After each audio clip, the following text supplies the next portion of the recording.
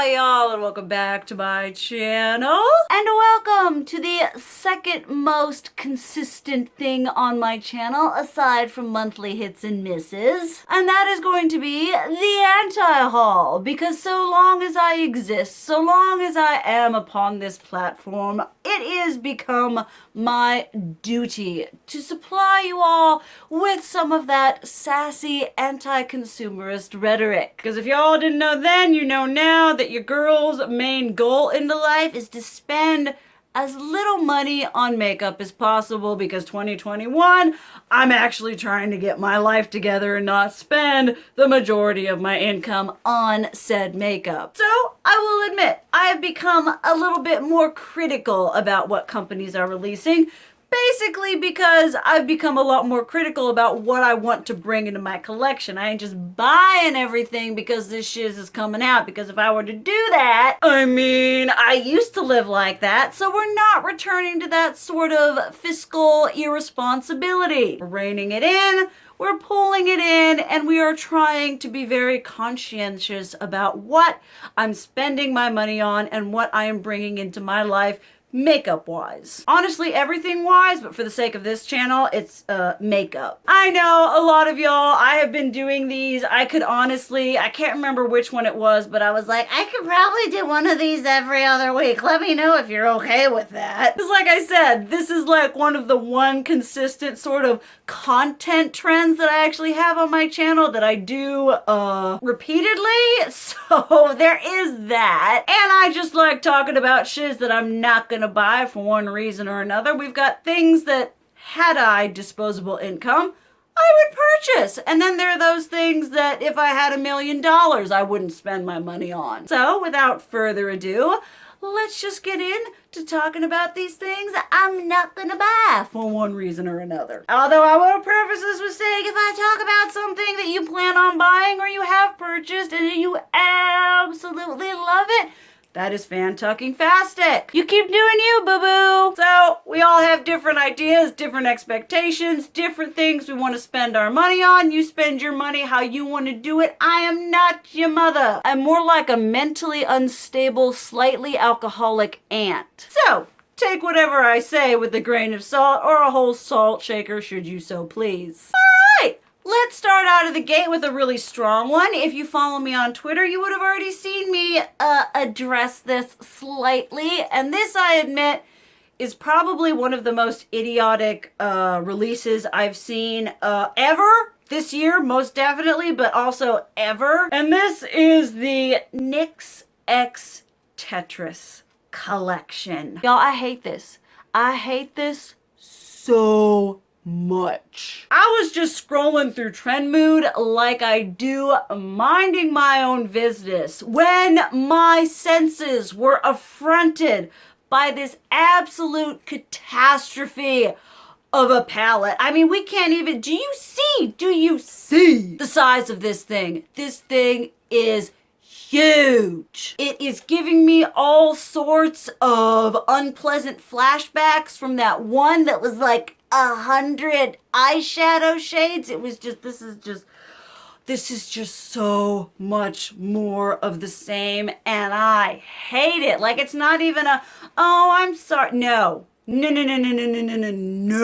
This is absurd. This is uncalled for. At what point did we think this was gonna be, it's huge. And I posted on Twitter and one of y'all was like, who said this looked like Tetris? It's another one of those things where they're taking this particular theme, this particular licensed thing, this particular intellectual property, and they say, look, it's Tetris. It's a bunch of colors. So we're just gonna take literally every color we have ever formulated in our entire career in this business, and we're gonna put it in this Tetris palette. It's just absolutely ridiculous. I mean, it's not even one of those things that looks feasible. It doesn't look pleasant to the eye.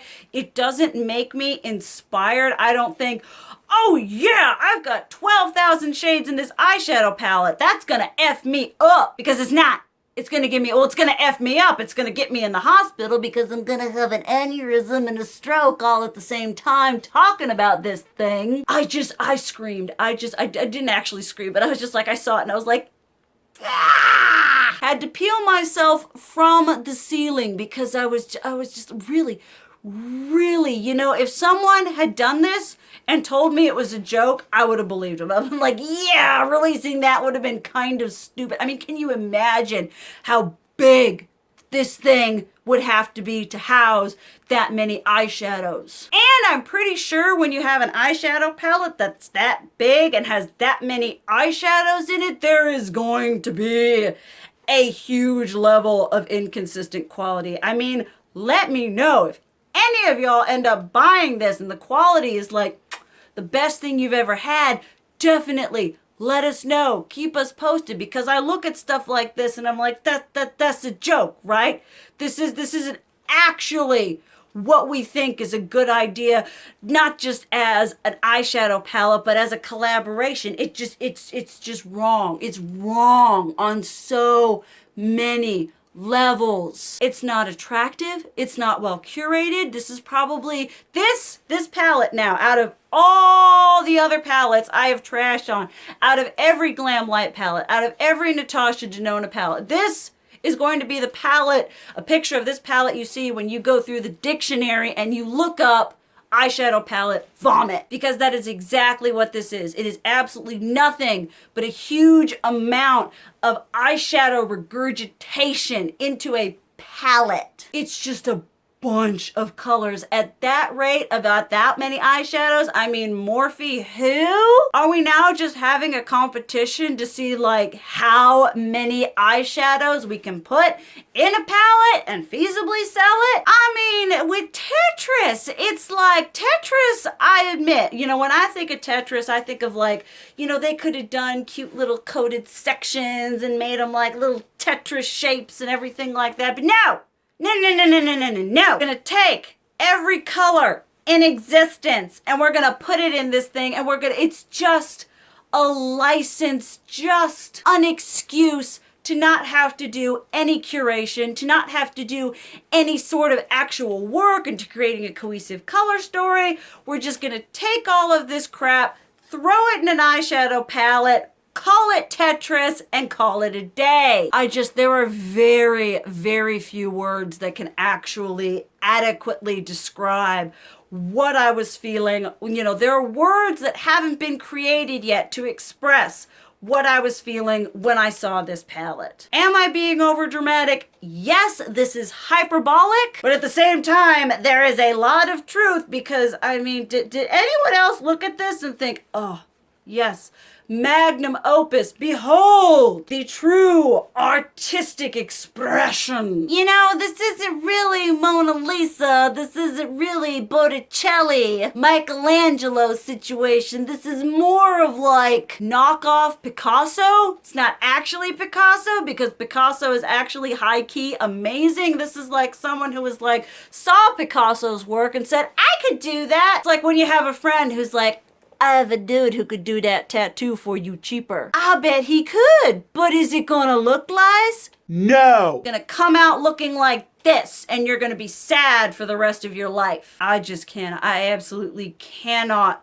with this. Like I said, I'm old. I'm at the end of my rope. I have had it up to here with this nonsense. Out here creating this palette with like 50 plus shades. I mean, 35 from Morphe is bad enough, and then they're like, this is what the community needs. They need 1,000. I don't even know how many are in this thing, but it's a lot. And it's a lot of ugly looking eyeshadow pushed together, putting Tetris on the front of it and hoping that that's gonna be enough for people to ignore the fact that this company is just absolutely bonkers at this point. I'm like, come on. And knowing NYX, because NYX, for all of its affordableness, when it comes to their eyeshadow palettes, they might as well be high end. I'm not paying what they are planning to charge for this absolute piece of uninspiring drivel. I just can't with this. I just can't. I saw that and I was like, that's it. I'm out. Goodbye, beauty community. You have finally forced me out of this section of YouTube. I've had it. Not really, but it came pretty darn close. I was like, that's it. That's the dumbest. Behold. All right, let's talk about something that maybe I'm a little bit less offended by. I'm not offended. I was just mad. I was like that, But Huda Beauty, who's a company that hasn't really released anything that interests me recently, they were like, all right, we've done 1,000 of these 9-pan palettes. I think we need to do another trio. And they released the Tortoise collection, which is all about browns. And okay, I will admit, looking at these, that is one thing I have to say when she releases her 9 pans. They always look so nice. I see them and there's always a moment of, oh, ooh, she cute, which thankfully is then reined in by reality Soraya. But when you look at these, I have tried a fair amount of the Huda Beauty 9-pan palettes. I've tried the nude ones and I've tried the haze ones, which haven't been the best. But you look at these ones, they're basically altered, varying versions of neutrally 9-pan eyeshadow palettes the company's already released. If you collect these and you have the nude ones and you have the haze ones, you probably don't need these ones. But what Huda likes to do is release these and give them just a little bit of interest, just a little bit of intrigue. You know, switch out 1 or 2 shades to make them look different enough that you might be able to justify buying them. She's also doing in all her eyeshadows those like funky little like multi-shaded shimmers. I absolutely hate that. It's like, okay, you swirly 2 shimmers together to get 1 shade. Why don't you just make it that shade, unless because it's bougie and it looks interesting. Basically what it does is it adds a lot more intrigue to the layout of these palettes than the palettes actually have. I will admit, I saw that one with that like mustardy whatever shade and I was like, oh, that's cute. I don't have a mustard shade like that. But I'm not paying $29 for a 9-pan eyeshadow palette for a mustard I may or may not actually have. Plus the fact that I don't have a huge amount of faith in her formulas anymore. I mean, the pastel ones got really bad reviews, didn't like the nude ones, didn't like the haze ones, and then you've got these brown ones, which are essentially just kind of edited, rearranged versions of the nudes and the haze ones. There isn't anything enough about this for me to not have just a moment of, oh, that's cute. It's like, you know, it's cute enough to look at, but it's not cute enough to purchase, because when I think about doing a review, I would want to review all 3 of them. And that's like $90 for shades that I probably already have either from her or from other brands that I know, trust, and love. I mean, I'm sure I could dupe this shiz out with the Huda I already have, with my Melt Cosmetics that I own. You know, it's just, she's kind of become this like one-trick pony, the same way Urban Decay and Too Faced is, where they have this one thing that they do that they're kind of known for, and they just keep doing that over and over and over again, making little teeny tiny variations on them to make it different enough so that people will buy them. But in reality, there's a huge amount of overlap on this shiz, and I'm not about that overlap life unless it's green. I will overlap so many green eyeshadows. I was just like, well, you know, if a little is better, I mean, a little is good, a lot of green is better. But these aren't green, and I'm not going to be buying them. Okay, let's talk about another something that kind of offends me, kind of makes me mad. We've talked about this sort of thing on my channel before. You all know that I am not the demographic of super pricey, bougie makeup brands, you know? I'm not doing Chanel, I'm not doing Dior, I'm not doing Yves Saint Laurent, I'm not doing Gucci, you know, I leave that to Michelle Williams. That's it. That is her territory. I only trust her, and I will never tread somewhere else. So, when it comes to these brands, we've talked about Monsieur Le Bouton and his $90 lipsticks and lip gloss. Well, another very well-known, very high-priced, very bougie shoe brand, Jimmy Choo, has decided, you know what? I make shoes. That's great. That's fantastic. But what I really want to do is I want to make overpriced, ostentatiously packaged lipstick. That's my true calling. And he was true to his word, and he made ostentatiously packaged, overpriced lipsticks. I mean, these things are $65. I have some bougie. Viseart Grand Pro 3 will take that shiz to my grave, worth every single penny. But when it comes to certain things, there is a price point precipice that I just won't pass, you know?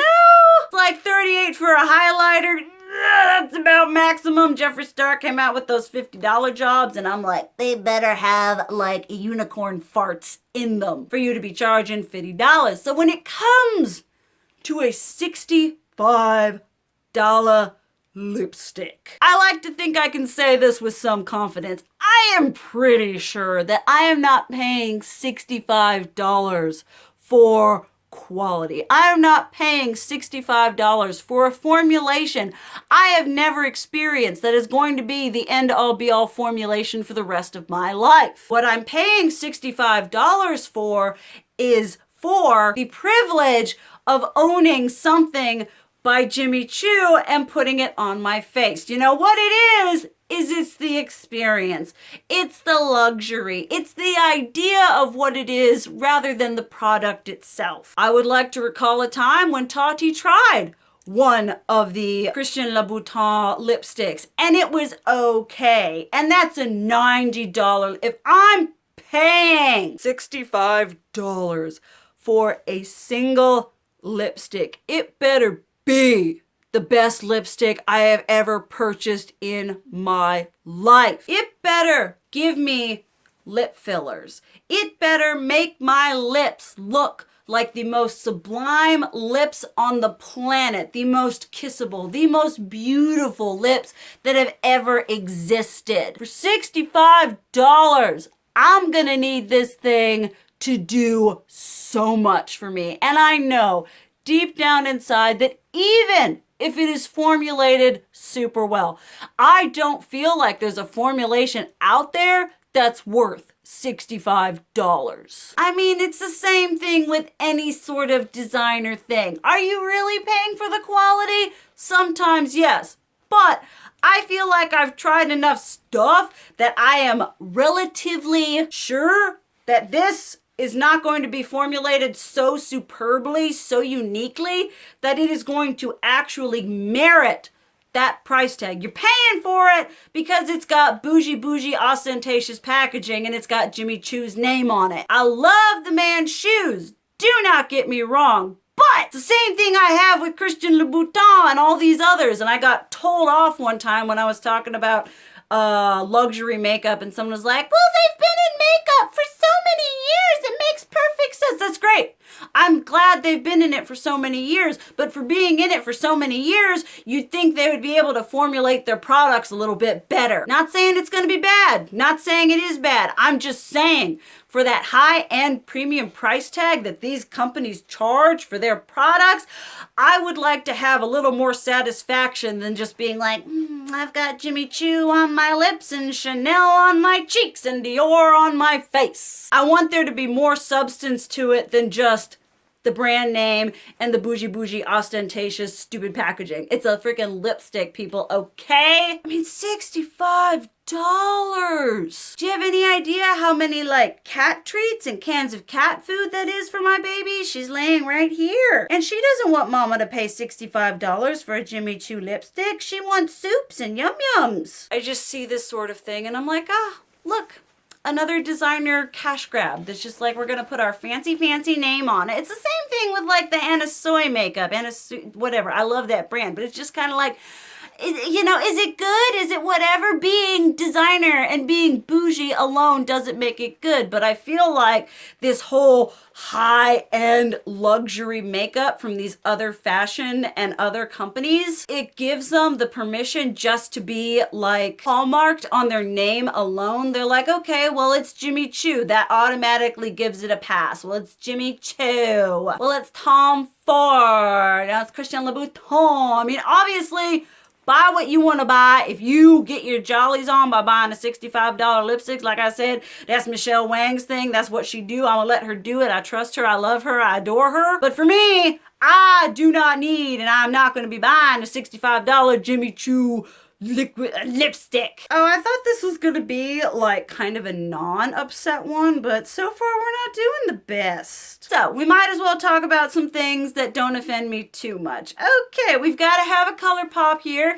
This doesn't offend me too much. I think it's gimmicky and it's a licensing cash grab because that's the only thing that Colourpop does at this point. The only two things Colourpop does is they re-release the same eyeshadow palette repeatedly multiple times, and they do rushed, huge licensing collaboration collections that get super hyped and are sold out but don't actually have much to them other than the licensing. So, amidst every other licensing thing that they've released that we've talked about on this channel, they were like, hey, let's do Lizzie McGuire. As someone of the 90s and the early 2000s, Lizzie and Hilary Duff have a very sentimental part in my heart. The Hilary Duff Come Clean remix song is something that I have listened to for many years. And looking at this and seeing the absolute stench of nostalgia that comes rolling off of this collection, a part of me kind of really wanted this shiz. I agree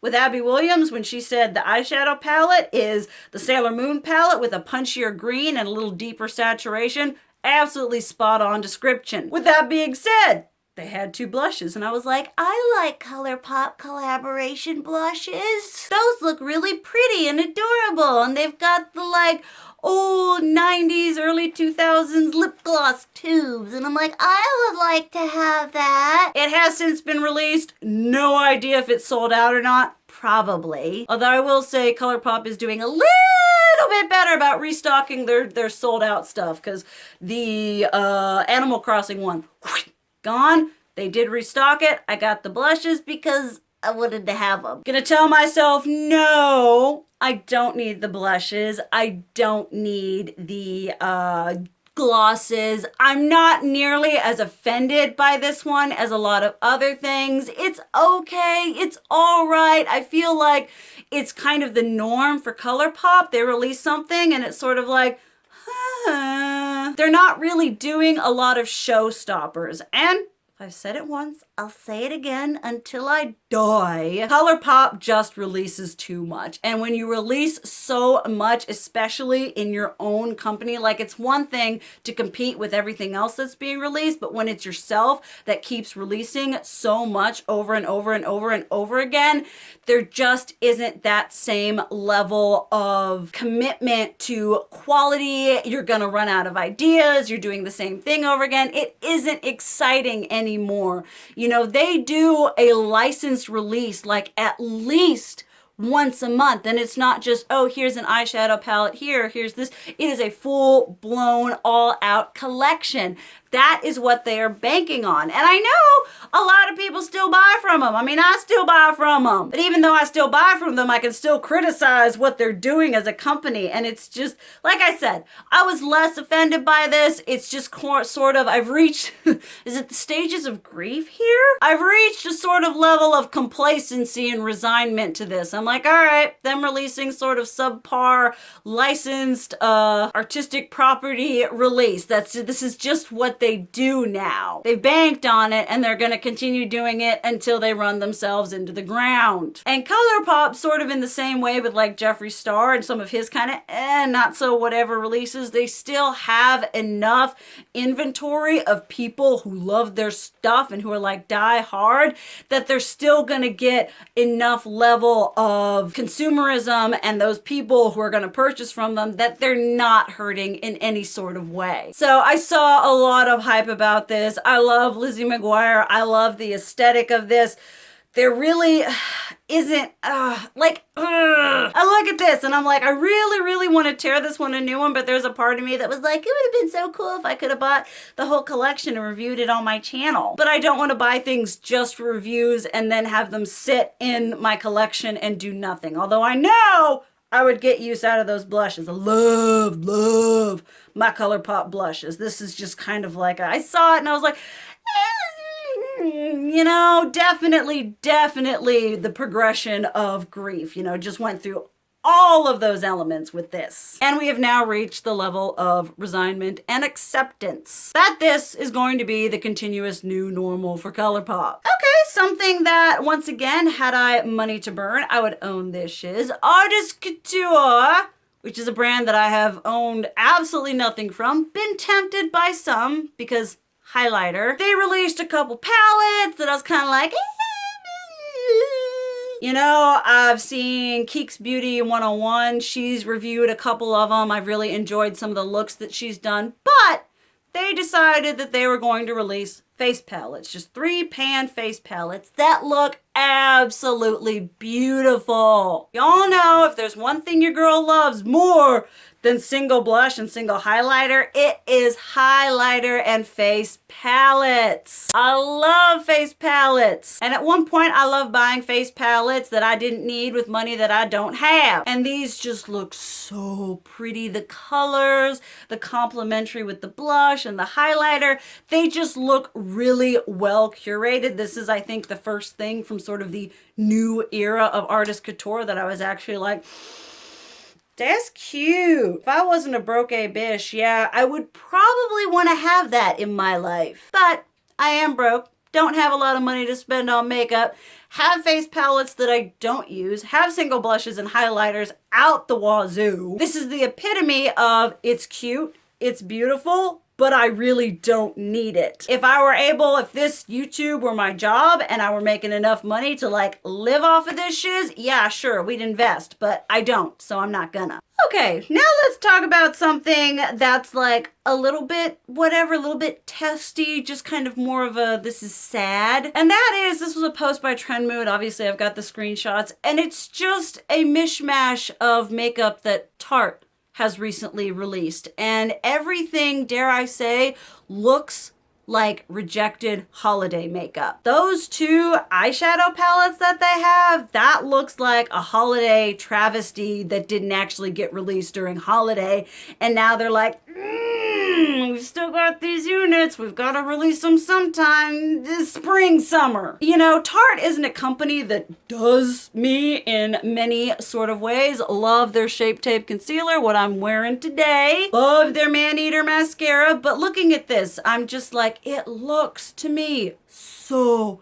cheap. I mean, it literally looks like something that they're gonna put in this cheap packaging, like the way they do the holiday things, and be like, buy this and it's $29, but it's really worth $1,282. It just looks like sad, sad, rejected holiday makeup, but this is what they're releasing, and it looks cheap. It looks childish. You know, say what you will about Tarte, they at least have a somewhat solid aesthetic, and this just kind of looks like, you know, the cheaper version of what you would get. It just, to me, it looks like holiday shiz, which I feel, for me, is consistently less quality, consistently less interesting. It's just sort of, and then they got the lipsticks and just, but those 2 eyeshadow palettes, I was like, okay, that's where we're at now. We're releasing that. We went from curating that sad, pathetic April Fool's joke of an Icy Batch palette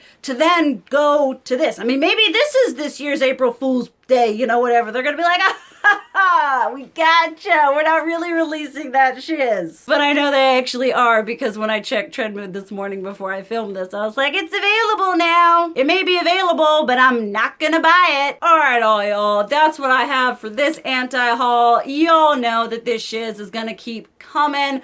I am thinking about kind of taking a step back from my main channel and starting a podcast with my best friend.